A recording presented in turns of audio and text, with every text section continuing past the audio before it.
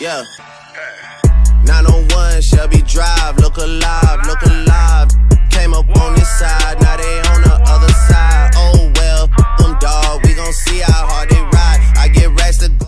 Welcome back, everyone, to this week's episode of Tigers in 20. I'm your lead writer and host, Christian Fowler. And with me now as a guest host this week is Memphis-made filmmaker. He knows a lot of these young guys in Memphis. He keeps up with a lot of preps guys in Memphis. Michael Anthony, just introduce yourself a little bit, man. Hello, my name is Michael Anthony. I'm 22 years old. I just recently graduated from U of M in May. And I make a lot of basketball videos for your preps in Memphis and also in the Mid-South. First up on this week's episode, we will recap the Memphis vs. South Alabama game where Memphis escaped with a 52-35 victory. Then we'll also look into tonight's game against Tulane in New Orleans.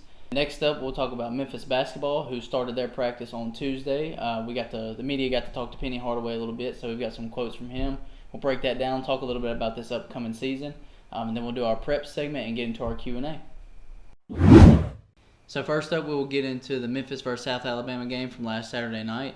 Memphis ended as a 31-point favorite, and they only came away with a 52-35 victory. There was still some good, there was some bad in that game, but the first thing I think that needs to be highlighted is still again this week is Darrell Henderson. He had another huge game against, a subpar run defense, but still, when you can pull off 180 plus yards in nearly every game, then you're doing something right. So Michael, I know you got to check it out a little bit. So what have you seen so far this season with Darrell Henderson? I know we talked about it a little bit last week, but I kind of just want to get your input on Darrell and what he's done so far this season. Henderson is amazing, especially as soon as he beats the secondary, it's on for the races at that point. Right now he leads the nation in all major rushing categories with 709 rushing total yards, almost beating everybody else with 100 plus yards. So Darrell Henderson is the real deal. Definitely, and I know Patrick Taylor had a bigger season last year, but he's still been great complimentary-wise to Henderson. He's over 180 yards with 3 touchdowns on the ground himself. So that 1-2 punch is still there, and I think the biggest weapons on offense that aren't being talked about this year is, one, the play of Brady White, and I think the biggest reason for that is because of his game against Navy. I still think people aren't sold on him. And the redshirt sophomore wide receiver, DeMonte Coxey, who's having an incredible season, but it seems like all that attention is going to Darrell Henderson. And I know on the year he's over 300 yards. He's got 4 touchdowns. And this is a guy that only had 321 receiving yards all of last season, and he's already 35 yards over that for this year. He's got more touchdowns than he had last year. Obviously, this offense was a little bit different with Anthony Miller last year. Obviously, the offense went through him. But Coxey, he had a shot this year to come in as the number 1 receiver. He's really taken over that role. And then Brady White has just not gotten enough credit. Simply has not gotten enough credit. Like I said, he did have the one bad game against Navy, but every other game, and I know every other game has been at home against probably subpar competition, but he's over 1,000 yards on the season with 12 touchdowns and only 1 interception, and he's got a 73% completion percentage, and those just aren't numbers that you see from a guy that's really starting his first games in college. I think he started 2 games at Arizona State 2 years ago. So his first 4 starts for Memphis, he's almost to 1,100 yards and 12 touchdowns. So he's really been killing it this year, and he hasn't really gotten the credit that he deserves, in my opinion, up to this point. So the last thing from the South Alabama game I really want to get into is Tony Pollard, and he's a guy that we talked about on the show 2 weeks ago, saying that he would get more involved, and he did against Georgia State. He ended up having 52 receiving yards and a receiving touchdown that week. And I think he might have gotten 1 carry that week as well. But it translated into the South Alabama game as well. They're looking to get him the ball as much as possible. And the more healthy he gets, the more they're going to design plays for him. They're going to try to get him the ball and everything. So from your standpoint, obviously his versatility and how dynamic he is. So how do you think Memphis will continue to get him the ball? And also, do you think anybody will end up kicking to him in the return game? Oh, Tony Pollard is a very dynamic player, and just to see him transition from the special teams now into the offensive scheme, it's just sky's the limit for that kid. And to answer the last question, I'm not sure we're going to see that record be broken. It seems like everybody's scared to kick it to him, so I'm crossing my hands right now just so he can break the record, but it's a little sketchy if he's going to break it or not this year. Everybody's scared to kick it to him. So next up, we're going to get into tonight's matchup against Tulane. Obviously, Memphis wants to get the bad taste out of their mouth from the Navy game, which was their first conference game of the year. So this will be a chance to redeem themselves against a conference opponent. Tulane is 1-3 on the season. They don't have the strongest defense. So what are you looking for, especially on the offensive side of the ball, this week for Memphis against Tulane? I really expect a big game from Darrell Henderson. Tulane's not so strong in the rushing side of the defense. So I expect a real big game for Henderson, maybe 2 or 3 touchdowns, and a W, of course. No, absolutely. I think this is a great chance to just keep that offense rolling. I know a few weeks ago we had to talk about, okay, now this offense has to show us that they can bounce back. So now that they're playing well again, they're in a groove, it's time that, to get in conference play, it's time to keep rolling. That Brady White needs to stay sharp. DeMonte Coxey needs to stay sharp. Henderson needs to keep working in the backfield. If all these pieces click, then, they should end up having a big game against Tulane. Like you were saying, their run defense gives up about 187 yards a game, which when you're playing Memphis' offensive line and Darrell Henderson and Patrick Taylor, then that can get a little scary for the opposing team. And then also in the passing game, they give about 305 yards a game. So Brady White could also have another big game this week. And much like we saw last week, I know the defense didn't have the best performance, but when White is going and Henderson is going, and this offense it really is one of the best in the country. They're averaging almost 50 points a game right now and 593 yards a game. So with stats like that, even against the opponents that they have played against, those are very impressive. That's not easy to do week in and week out. So hopefully this week they can stay on track offensively and really get on top of Tulane pretty early. Also, I think this week is a big opportunity for the defense to bounce back. Obviously, like I said earlier in the show, they were 31-point favorites over South Alabama, and they allowed 35 points, which they weren't expected to do at all, but as we all know, that happens sometimes in sports. South Alabama, I think, came out with a good game plan. So like I said, this week is a big opportunity for the secondary to come out and show that last week's not who they were. That was a fluke week is what they are going to set out to prove this week. Unfortunately, Tulane has some very good athletes at the wide receiver position. Both Daryl Mooney and Teran Clade, they've combined for over 700 yards and 5 receiving touchdowns so far this year. So those are 2 very good guys on the outside. I think the biggest reason that Memphis will have success again this week is because they're not dealing with a guy like they did last week in Jamarius Way, who was 6'4". Clade and Mooney are both 5'10", 5'11", so they have a much better height advantage there, so hopefully they'll be able to stick with them this week. I think obviously you'll see a much better game plan in the secondary this week to make sure that they don't get beat. But to talk a little bit about the run defense, even though the defense didn't look great last week, the run defense still looked great. So I think they gave up 170 yards on 36 carries, so they were only allowing 3 yards per carry against a team that loves to run the ball. I think you've seen a lot of guys step up on the defensive line and the linebacking core this year. A couple guys that have really stuck out to me. One is Joseph Jojo Dorcius. His brother Dorland Dorcius played on the team the past 4 years. He came in under Fuente. But Jojo came in as a walk-on. He actually got a scholarship in the spring, and he's been killing it all season. He was a guy that was probably expected to be in the 2 deep, but not to be a star and shining, and he's really been killing it this season. And I think the biggest example of that was the 4th and 2 play in the third quarter. This past week against South Alabama when Memphis was only up 31-27, and it really looked like South Alabama was going to give them a run, and JoJo Dorsey stepped up on 4th and 2, made a big stop, so he's looked very good. And then another guy that I think we've been talking about since the spring is J.J. Russell, sophomore linebacker from Grenada, Mississippi. I think he's been incredible. He's everything that personally I thought he was going to be. I've been watching him play since the spring. He's extremely athletic. He's the definition of a sideline-to-sideline linebacker. I think he's really shored up that linebacking core, especially with Keith Brown being out for the season. So there's the defense definitely has pieces. It's just all a matter of putting it back together this weekend and seeing what they have against Tulane. So on Tuesday, Memphis basketball had their first practice, and the media got to talk to Penny Hardaway before, so we got some quotes and some insight from him. And I think one of the biggest things that I took away from it is he was asked, how do you think you'll translate from the high school level to the college level? And paraphrasing pretty much what he said is, I coached pretty much the same caliber player in high school because everybody in Memphis, everybody pretty much around the U.S. knows the caliber of players that Penny coached at East and for Team Pity and AAU. So he's coached some incredible 4 or 5 star kids that have went on to play big time college basketball. So I kind of just want to ask you and get your thoughts on it. How do you think he will translate from being the head coach at East High School to being the head coach of Memphis Tigers? I think Penny's gonna do an excellent job, especially like he said, he's already been around high tier players. Alex Lomax. Last year was James Wiseman. A lot of people forget on his AAU team he had Dennis Smith Jr. So players like that, he's used to being around top tier players and able to bring people together and make a quality team. So I just learned to trust in Penny. Just trust Penny and he's got it. No, absolutely. I completely agree. I think, like you said, he has coached these guys before. He knows what he's doing. And I think another big thing about it is his assistant coaches. I think when you have a guy like Mike Miller, who's obviously coached AAU as well, but this will be his first college job, but then you have Sam Mitchell as one of your other assistant coaches who coached in the NBA. He's coached college basketball. He won Coach of the Year award with Toronto, so he's been around the block for sure.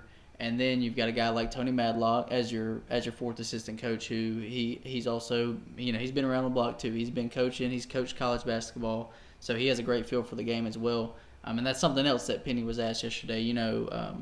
In college basketball, there's a lot of coaches that kind of brush off what their assistants say, and they obviously at the end of the day they are the final word. But a lot of guys just brush off what their assistants say. So Penny was asked about that, how he would respond to his assistant coaches and their constructive criticism, basically. And pretty much what he said was, at the end of the day, I make the final call, which we all know that. But he also said, I'm going to take all that into consideration. All that matters to me. Their opinion matters to me, and I want to get their feel for everything. So how do you think those guys, like the guys I just mentioned, Mike Miller, Sam Mitchell, and Tony Madlock, will help Penny Hardaway being in his first season as Tigers head coach? Yeah, with Penny having Mike, Tony, and Sam as his assistant coaches, that's going to help a lot, especially with dealing with the players. They can also find conversation with the assistants. Maybe just help them with life skills or even with helping them with schoolwork, anything. Instead of just going straight to Penny, they also have people that can show them the way. Absolutely. And then kind of last thing that I want to touch on Penny's press conference part of it is he was asked about the guys that he's bringing in. Obviously, he has the freshmen and the transfers that he's bringing in with the guys that are left over from Tubby's tenure. So we all know that he plays a lot more fast-paced, a lot more high-tempo than the way Tubby played. So he had to get some guys in the condition that he wanted them in. I think the biggest one would be Mike Parks. Everybody, I think, saw his body transformation in the offseason.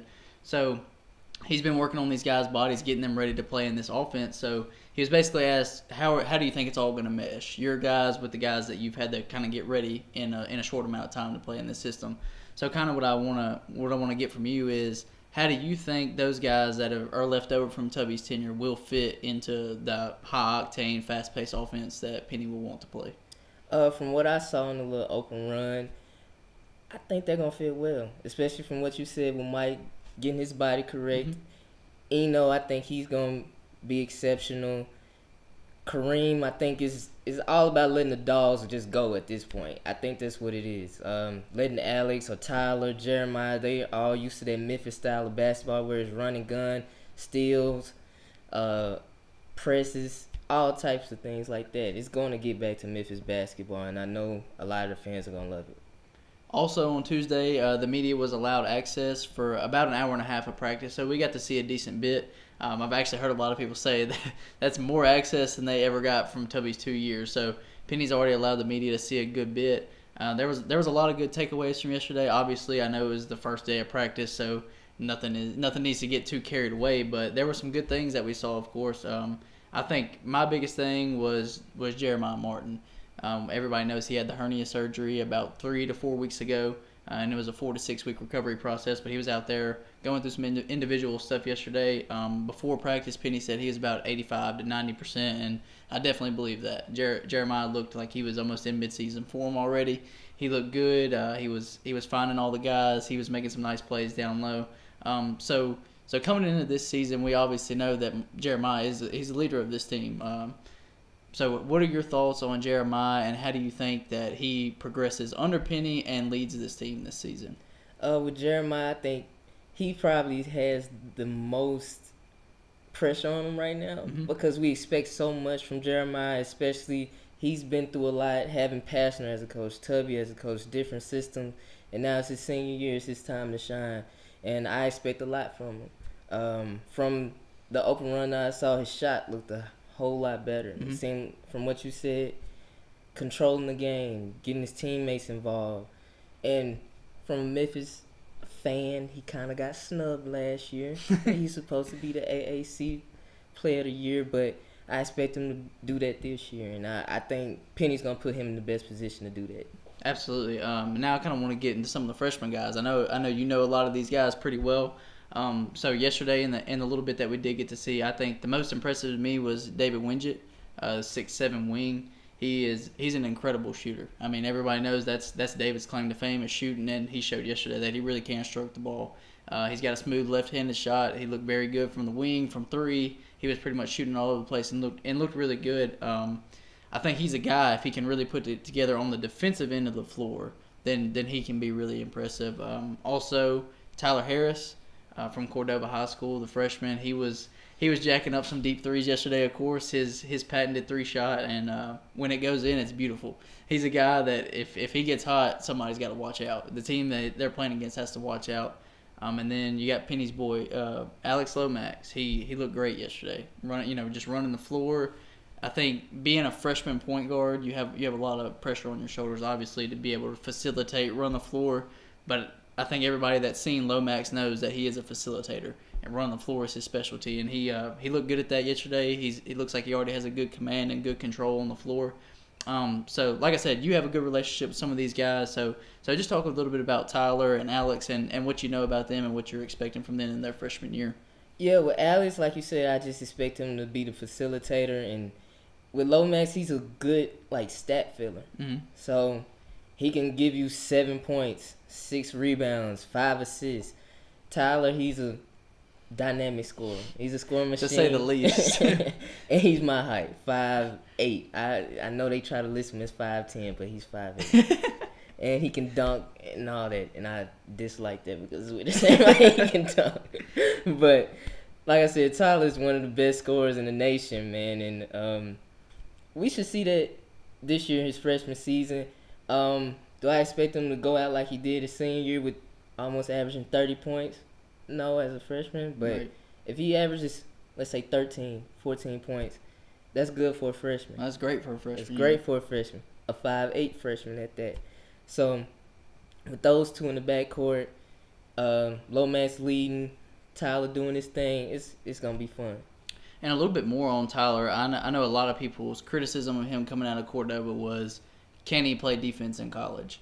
I think he has the athletic ability to, for sure. I think he has the fire, and I think he has the basketball IQ to do it, 100%. So with one practice that we've seen, obviously is not very much, but like I said, this is a guy you know very well. How do you think he handles defense at this level? Do you think that defense will be able to translate in college? Do you think he'll eventually be able to figure it out on the defensive side of the ball? I think so, and one of the reasons why I feel like it was a hassle maybe during high school in the AAU season, he was exerting a lot of energy on that offensive side. So I think now he has other elite players he can lean on, Right. not to cut off any of his high school or AAU teammates. But now he has a lot of elite players in ALO. It's a difference when you got ALO or Jeremiah or Antoine Jones, Isaiah Maurice next to you.